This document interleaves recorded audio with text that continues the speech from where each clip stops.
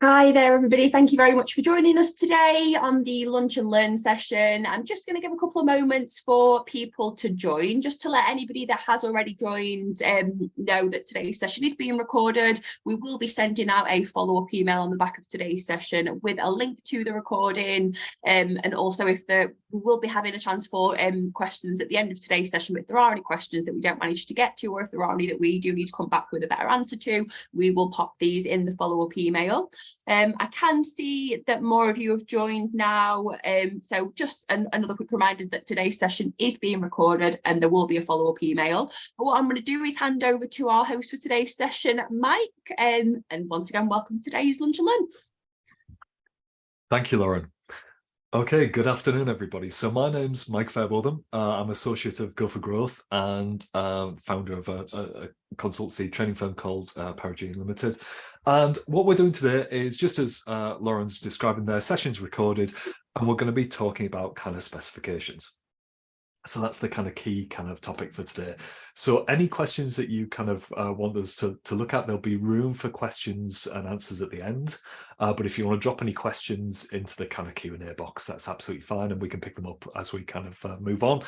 And Lauren will be sending out some slides afterwards, as she was mentioning before. So what we're going to look at today is a little bit around kind of specification, evaluation criteria, how to answer technical and quality questions. And we'll break down the structure of the questions and give an overview of how these relate back to kind of your response and the scoring and that kind of thing. Now, clearly, specification is a really, really, really big and important topic. And so this is a very kind of short, condensed kind of lunch and learn type thing. So like I say, we'll use the functionality that we've got, the Zoom kind of things. And again, we'll pick up these kind of key points of the topics, but please do ask any questions that you want to as we go in the chat function. That'd be great.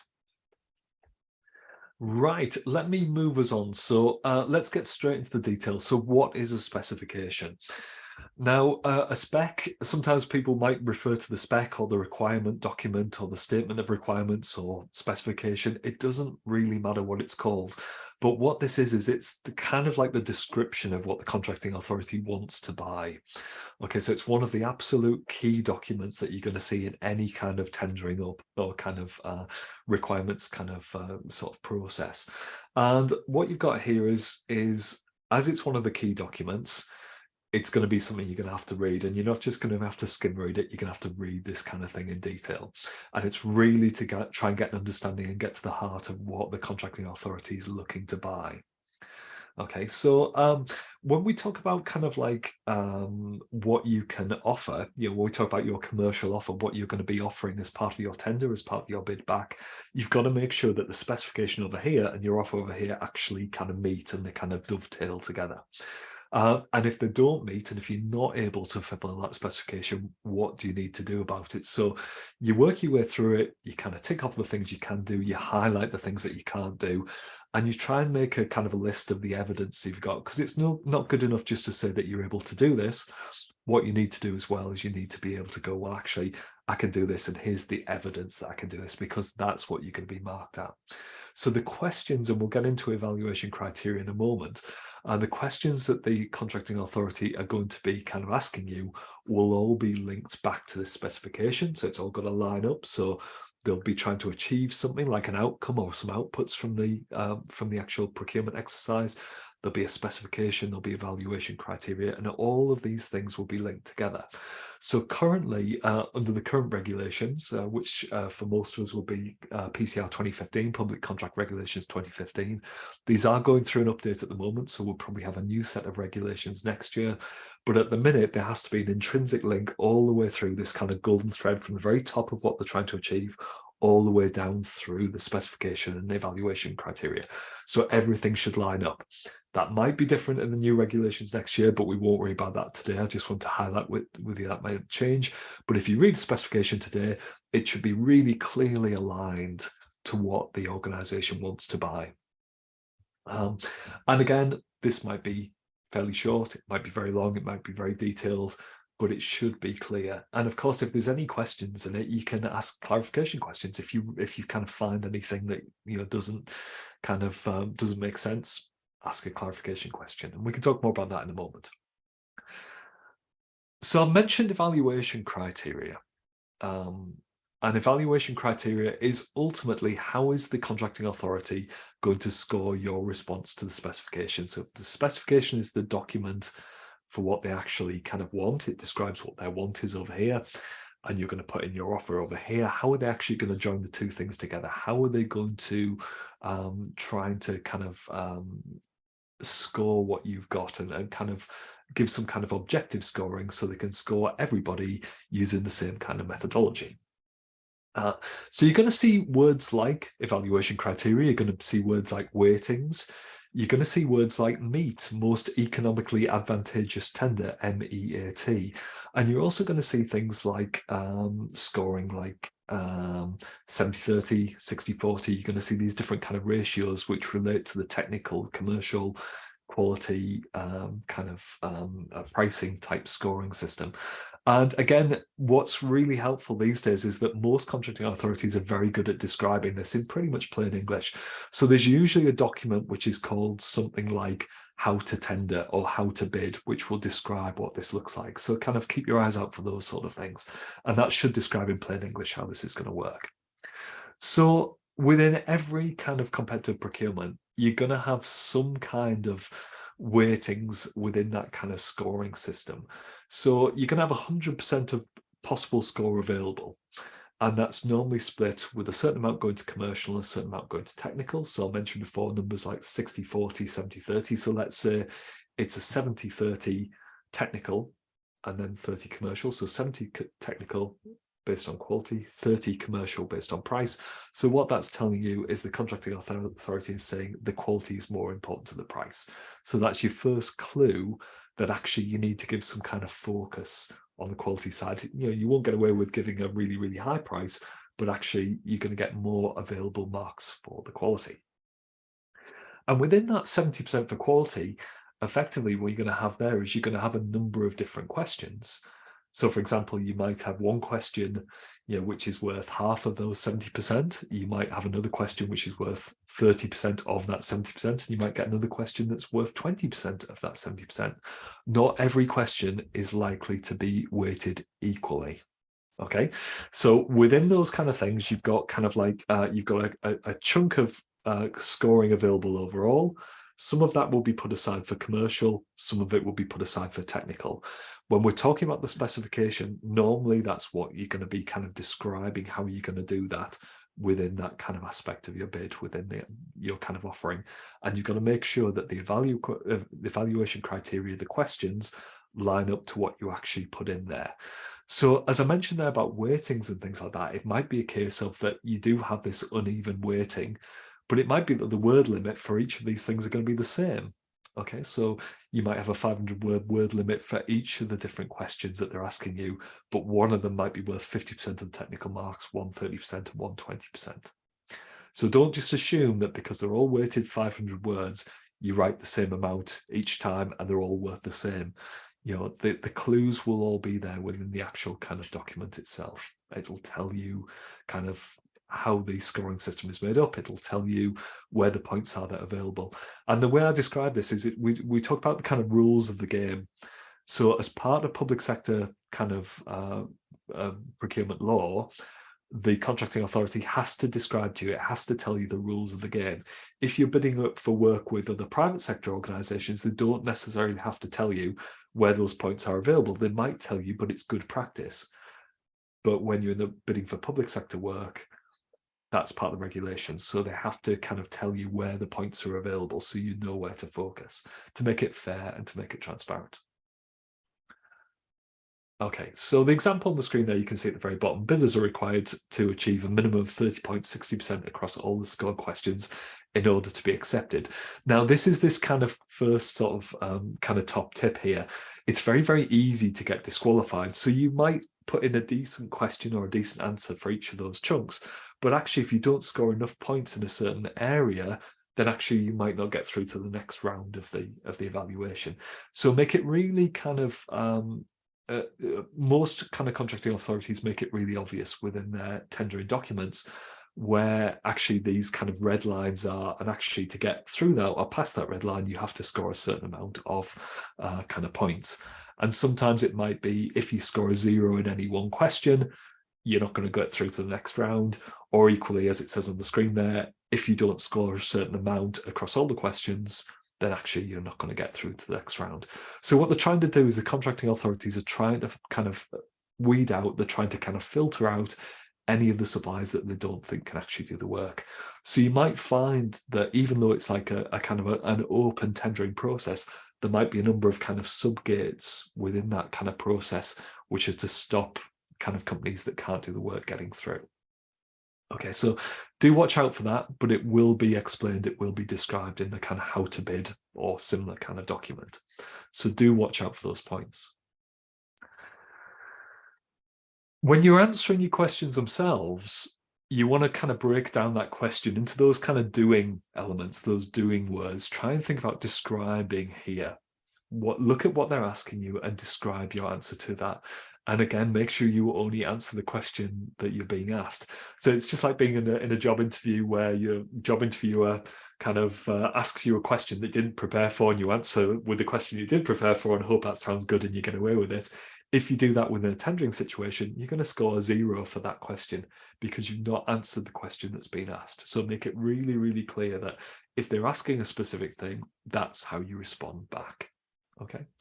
And again, as I mentioned earlier on the session, you've got to be able to evidence your answers as much as possible. So anytime when I'm reading, reviewing, marking tenders at the moment, when I'm on that side of the table, if somebody makes a statement to say, we have a really well-experienced and well-qualified project management team as a statement, that's great. My immediate question is, okay, prove it. You're saying they're experienced. How are they experienced? You're saying that they're qualified. How are they qualified? Now, most organizations will kind of pick a lot of this stuff out in the supply selection stage. So before you get through to the kind of tendering stage when you put the detail in there. But wherever you put in something and make a claim about something, make sure you can back that up, because you can be absolutely certain that the first question that the reviewers are going to say, well, describe it. Why, what, who's doing it, how are they doing it? Yeah, so think about kind of like there's a question about risk management. You make a statement something along the lines of, we take a proactive approach to risk. That sounds great, doesn't it? Okay, if you've got nothing else on there, you're not going to score anything. You need to describe what that kind of proactive approach to risk management is. So again, that's evidencing your answers as much as possible. And again, if they're asking for a project plan, if they're asking for a risk matrix, whatever it is, make sure that you provide those details as well, those documents.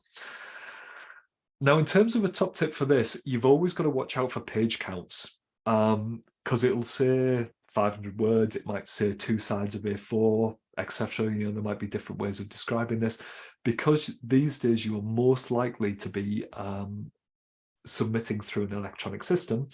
The electronic system like Jagger or kind of Delta or Due North or any of these kind of things, or Intend, whatever the system may be, will have word limits, will have page limits and that kind of thing built into the business rules of the system. So it's very difficult to get past that. In the olden days, when we used to do this kind of hard copy, we might say, well, 2 sides of A4, and then you get a company that put everything in font size 6 or 8. So it's squeezed down onto 2 sides of A4, but tiny, tiny little writing. So most of those kind of business rules have been tightened up there. So if it is like a kind of an attachment that you're able to send in, it will say no more than 2 sides of A4, minimum font size 11. Arial 11 or something along those lines. It will say, please, please, please make sure that you follow those guidance, because if you don't, then that's going to get you disqualified from the process. Okay, so as it says on the screen here, if there's a word count, use as much as you can without waffle, but don't exceed it. Again, in the olden days when we used to do this hard copy, if it was, let's say we'd said 2 sides of A4 for this answer and somebody puts in 3 sides of A4, we'd tear the back sheet off and put it through the shredder. So it wouldn't even go forward for evaluation. We would basically draw that line at the end of that point. Now those kind of things are done by electronic systems. Okay, but don't waffle. Really, really important. So you've got to be engaging. You want to tell a story, you want to describe, and you want to give confidence to the people that are actually kind of scoring these things, that you can actually do the work. Okay. So again, we're not talking about over embellishing. And again, think about kind of like your CVs. where you might exaggerate the truth a little bit when you're a little bit younger because you don't have the kind of experience in CV. You don't want to be over-egging things. You just want to say, well, this is what you've asked for. This is what we can provide. Here's the evidence to support it. So no waffle, but you've got to give that confidence that you can provide that kind of work or that service or those goods or whatever it may be. So we've included on the slide pack here a kind of a generic sort of example for this. And we've highlighted those things in yellow, which are kind of like the doing elements. Okay, these are the kind of things that the scorer will be wanting to tick off, because you need to be able to tick off that you can do them, and then you need to be able to kind of satisfy the scorer that you can do these things.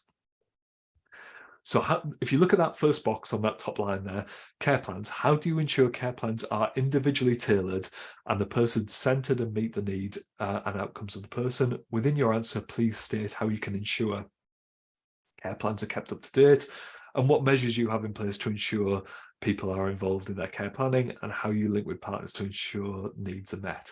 And again, 600 words, no attachments, score 25%. Okay, so this is worth a big chunk of the marks. There's some really clear things that are being asked for, which we've highlighted in yellow there. And again, you've got that 600 word limit with no attachments. So we're not looking for a glossy sales brochure here for this thing. We're looking for the detail, the specifics around what you've kind of asked, what we've been asking for, and how you're going to achieve it. So look at those key sentences: individually tailored, person-centered, meeting the outcomes. How do you ensure these things are kept up to date? What measures have you got in place? So if you look, and with the last one there as well, how do you link to which partners to ensure kind of needs are met? So if you imagine there, we've highlighted 5 chunks, let's say, broadly speaking, within that. You could say that, although it's not broken down to it, there's 25 marks available, or 25% available there. That's roughly 5% per chunk. So if you don't answer each chunk of that question that you kind of gloss over or you miss out on, you're losing out on 5% of that mark. Now, it won't go down into that granularity of detail, but that's the kind of way that you want to be thinking about it. It's, imagine you're doing an exam. If there's 5 things they're asking you in the exam, if you only answer 4 of them, you're immediately cutting off 1/5 of those kind of available marks for that question. So make sure you answer every part of the question. Again, really interesting, if you look at that question 2 there, it says, how do you seek feedback about how the service might be improved and evidence that feedback is acted upon? So that's 200 words. So it's only 1/3 of the first question, but it's worth 15%. So although this is a smaller word count, it's one kind of chunk that they're looking for, but it's actually worth 15% of the overall thing. So you say, well, actually, this is quite a big, important piece. And if you think about it, when you're actually bidding for this work, your work could be won or lost on the basis of kind of like 1%, 5%, 10%. So make sure that when you see these kind of things, say, well, actually, that's quite a kind of, those 200 words need to really count as a worth 15% of the mark. So that's actually proportionally, kind of potentially more valuable than the one above it, even though the one above it on the face of it is, kind of scored higher. So you've got to try and find a way of decoding what the people are looking for and what's in their mind when they actually put this together. If I was reading that cold and I was just kind of looking at that for the first time, the thing that would jump out for me would say, well, it sounds to me like previously they've had problems with service improvement feedback evidence, maybe with the current provider, maybe with the previous version of the contract, and therefore that's been pulled out as something that they really want to get right. So that's something that we're going to absolutely make sure that we properly get that kind of sorted out in our answer to this. And then the final point, really interesting here. So involvement and information, how do people participate in the local community, and how do others get involved with your service? For information only, so 100 words, this is not scored. Now, you'll see less and less of these non-scored information type kind of questions. And part of the reason is because actually we don't really want to be asking things that we're not going to score. That's kind of best practice anyway. But sometimes they do just need something for assurance or just want a little bit more detail. But if it's not scored, put something in there, but remember it's not scored. So don't spend the same amount of time on that 100 words as you're going to spend on the other bits, because you're not going to get any points for it. But actually, there's probably a good reason why they're asking for those kind of things. So have a think about, like I say, we see less and less of these for information only things these days. but actually, generally speaking, you will come across them from time to time. But just remember, please, that they're not scored. But if you don't answer it, it might be actually that causes you problems in terms of the kind of bidding process. So always answer it if it's for information only, but you don't want to put the same level of effort as it in for other areas. It might be something where they really wanted to ask 3 questions, but they've only got the allocation in scoring for 2. They only want to kind of split the points on there, but they've still left the other one in anyway. And going on to that last thing, that I mentioned before about kind of clarification questions, anything you don't understand. So, for example, you've read question number 2 and thinking, I just don't know what they're driving at here. I don't really understand what this is about. Don't be afraid to ask a clarification question about that specific thing, to basically say, well, what does that really mean? You've said evidence. What kind of evidence are you looking for? You've said feedback. Are we talking verbal feedback? Are we talking about all kinds of feedback? The important thing to remember with clarification questions is, unless it's a commercially sensitive question, your question and the answer back to your question will be published to all bidders. So if you think you've found something there that could give you a real USP, unique selling point, a real edge on the procurement, and you ask a question about it, that might make that more obvious to other bidders. So sometimes, some potential bidders choose not to ask questions because they think it actually might give away their kind of approach to other organizations and to other bidders. So again, knowing when to ask a question is a slightly kind of challenging kind of point, but it's worth considering.